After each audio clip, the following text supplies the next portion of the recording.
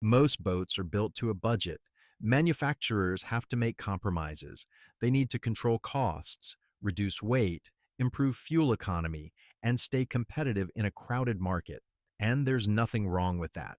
In fact, many modern boats do exactly what they're designed to do. But every once in a while, a boat comes along that seems to follow a completely different philosophy. Instead of asking how much material can be removed, the builders ask how much strength can be added. Instead of focusing on the lowest production cost, they focus on durability. And instead of building a boat for the next owner, they build a boat that might still be operating decades later. That's where the term overbuilt comes from. In boating circles, it's often used as a compliment. Owners use it to describe boats that feel unusually solid, unusually strong, and unusually capable compared to others of a similar size. The interesting thing is that many of these boats weren't originally designed to become legends. Their builders simply believed in building things properly. Years later, owners discovered the benefits: thick fiberglass, heavy-duty hardware, robust systems, strong hulls, and a feeling of confidence that's difficult to describe until you've experienced it for yourself. Of course, being overbuilt isn't always perfect. Heavier boats are often slower. They may use more fuel. They can sometimes cost more to maintain, but many owners happily accept those trade-offs because durability has a value of its own, especially when you're far from shore, especially when the weather changes unexpectedly, and especially when you plan to keep a boat for many years. Today, we're looking at 7 boats that earned a reputation for being massively overbuilt, incredibly durable, and capable of surviving decades of hard use. Some are famous, some are surprisingly unknown. But all of them have one thing in common: people trust them. Before we begin, I'm curious. What's the toughest boat you've ever been aboard? Let me know in the comments. And if you enjoy practical boats built to last rather than simply impress, subscribe to the channel. Because the first boat on our list proves that you don't need a massive yacht to earn a reputation for toughness: the Albin 36. At first glance, the Albin doesn't immediately look like a boat that belongs on a list of overbuilt legends. It's not enormous, it's not aggressive looking, and it doesn't attract attention the way some luxury yachts do. But talk to longtime owners, and a different picture starts to emerge. The Albin 36 developed a reputation for solid construction, practical design, and durability that often exceeded expectations. Many of these boats are now decades old, yet they continue to cruise, fish, and travel thousands of miles every year. Part of the reason is simplicity. The Albin wasn't designed to chase trends, it was designed to work. The hull feels substantial, the construction feels reassuring, and many owners describe the boat using the same words again and again: reliable, dependable, solid. Those may not be the most exciting words in boating, but they're exactly the words you want associated with your boat, because durability isn't something you appreciate only once, it's something you appreciate every time you leave the dock. And the next boat on our list takes that reputation for toughness even further. The next boat on our list is the CHB 34. Now, if you've spent time around marinas or longtime cruisers, you've probably seen one of these boats without even realizing it. The CHB 34 may not have the same recognition as some famous trawler brands, but among experienced owners, it has earned a reputation that's hard to ignore. One reason is simple: many of these boats are still out there, decades after they were built, still cruising, still living aboard, still doing the job they were designed to do. That's not an accident. The CHB was built during a period when many manufacturers placed a huge emphasis on strength and durability. Thick fiberglass construction became one of the characteristics that owners continue to talk about today. In fact, many people are surprised when they first step aboard one. The boat feels heavier, more substantial, more solid than they expected, and that feeling matters because durability isn't always something you can measure with specifications. Sometimes it's something you notice the moment you walk across the deck. Many owners also appreciate the simplicity of these boats. Complex systems come and go, technology changes, but solid construction tends to remain valuable no matter how much time passes. That's one reason The CHB continues to attract buyers even today, not because it's the newest option, but because it's proven, and in boating, proven often matters more than modern. The next boat on our list follows a similar philosophy, but adds a level of refinement that helped it develop a particularly loyal following: the Island Gypsy 40. At first glance, the Island Gypsy looks elegant: classic lines, comfortable accommodations, a design that feels timeless rather than trendy. But beneath that appearance is a boat that many owners consider exceptionally well built. The Island Gypsy earned its reputation through quality construction and attention to detail. These boats weren't built to be disposable, they were built to last, and that's something owners often notice years after purchase.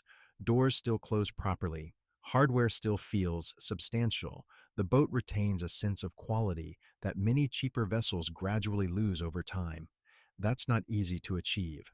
Saltwater is relentless, sunlight is relentless, time is relentless, yet some boats seem to age more gracefully than others. The Island Gypsy is one of them. Another reason owners become attached to these boats is the feeling of confidence they provide underway.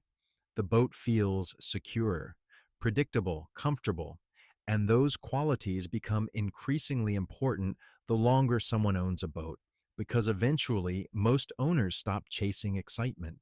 They start chasing reliability. They start valuing a boat that simply works, a boat that doesn't constantly remind them of its weaknesses. And that's exactly where the Island Gypsy shines. It isn't trying to be the fastest boat in the marina. It's trying to be a boat that owners can depend on year after year, and judging by its reputation, it succeeds remarkably well. But the next boat on our list takes the concept of overbuilt construction to an entirely different level. In fact, many owners compare it to a small commercial vessel rather than a recreational boat. The next boat on our list is the Lord Nelson Victory Tug 37. If the previous boats were known for being solid, the Victory Tug is known for being unforgettable. The first thing most people notice is the appearance. Unlike many modern boats that look similar to one another, the Victory Tug has a character all its own. With its tugboat-inspired design, high bow, and distinctive profile, it looks like a vessel built for serious work rather than recreation. And in many ways, that's exactly why owners love it. The Victory Tug wasn't designed to follow trends, it was designed to feel substantial. Everything about the boat reinforces that impression. The construction feels heavy, the hardware feels oversized. The boat gives the impression that it was built to endure far more than most owners will ever ask of it. And that's where the term overbuilt starts making perfect sense. Many owners describe the boat as having a sense of permanence that's difficult to find in modern production vessels. When you step aboard, it doesn't feel lightweight. It doesn't feel temporary. It feels solid, the kind of boat that inspires confidence before you've even left the dock.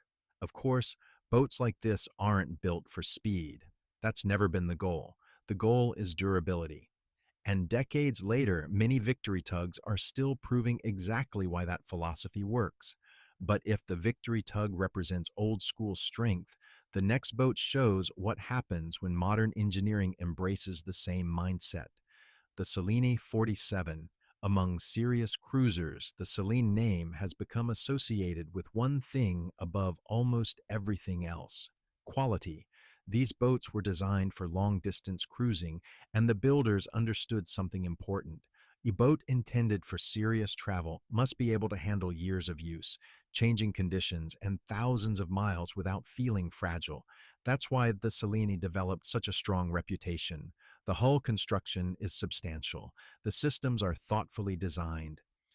The overall build quality often exceeds what buyers expect when they first step aboard. Many owners describe the boat using words that appear repeatedly throughout this video: solid, strong, confidence inspiring. Those words matter because durability isn't only about surviving damage, it's also about reducing stress. When a boat feels well built, owners tend to relax. They spend less time worrying about potential problems and more time enjoying the journey.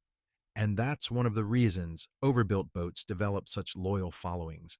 The benefits aren't always visible. They're felt every time the weather changes, every time the sea becomes rough, every time the boat handles a challenge without complaint. By now, you've probably noticed something. None of these boats became respected because they were fashionable. They became respected because they earned trust. And trust is one of the hardest things for any boat to achieve. Which brings up an interesting question. Would you rather own a newer boat with more features or an older boat that's built like a tank? Let me know in the comments. And if you enjoy practical boats that prioritize durability over trends, don't forget to subscribe because the final two boats on this list take overbuilt construction to an entirely different level. One of them was designed almost entirely around the idea of strength and endurance, and the other is considered by many to be one of the finest built cruising yachts ever created. The next boat on our list is the Diesel Duck 382. If there was ever a boat that truly embraced the idea of function over appearance, this might be it. The Diesel Duck wasn't designed to impress people at the marina. It wasn't designed to win beauty contests, and it certainly wasn't designed to be fast. Instead, it was designed around a very specific goal: go anywhere, handle difficult conditions, and keep going.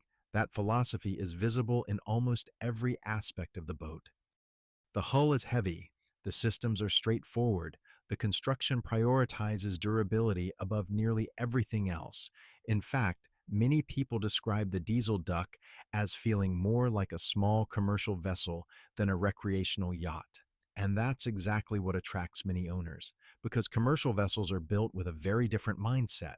They're expected to work, they're expected to survive, and they're expected to continue operating long after many recreational boats begin showing their age. The Diesel Duck reflects that mentality. Nothing feels unnecessary. Everything feels purposeful.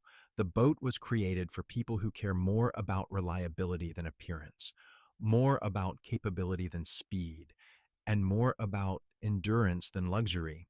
That's why it has become something of a cult favorite among serious cruisers.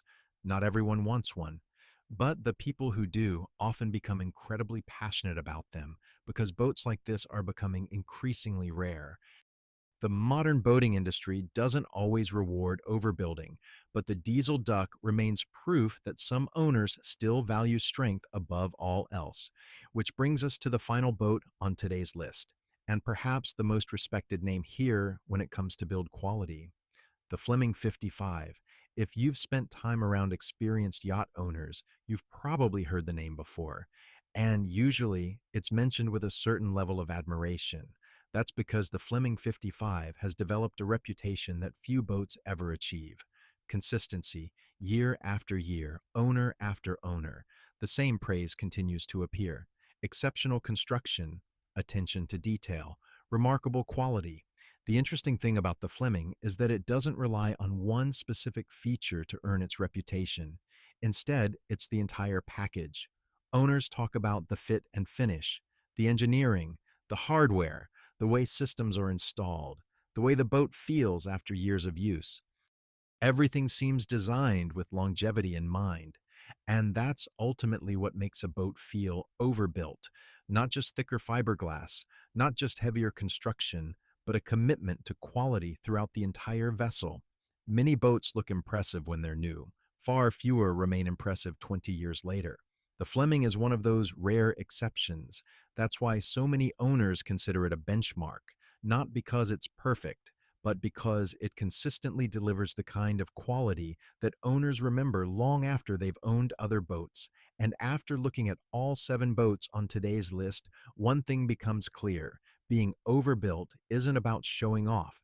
It's not about having the biggest engines, the newest technology, or the most luxurious interior. It's about creating something that lasts, something that continues performing long after trends have changed, long after newer boats have appeared, and sometimes long after the original owners have moved on. That's why these boats continue earning respect decade after decade, because durability never goes out of style. And while modern boats may offer more features, there's something reassuring about owning a vessel built with strength as a priority, a boat that feels ready for whatever comes next. So now I'm curious. Which boat from today's list impressed you the most? And if you could own just one of them, which would you choose? Let me know in the comments. And if you enjoy practical boats, long-range cruisers, and real-world boating stories, don't forget to subscribe. Thanks for watching, and I'll see you in the next video.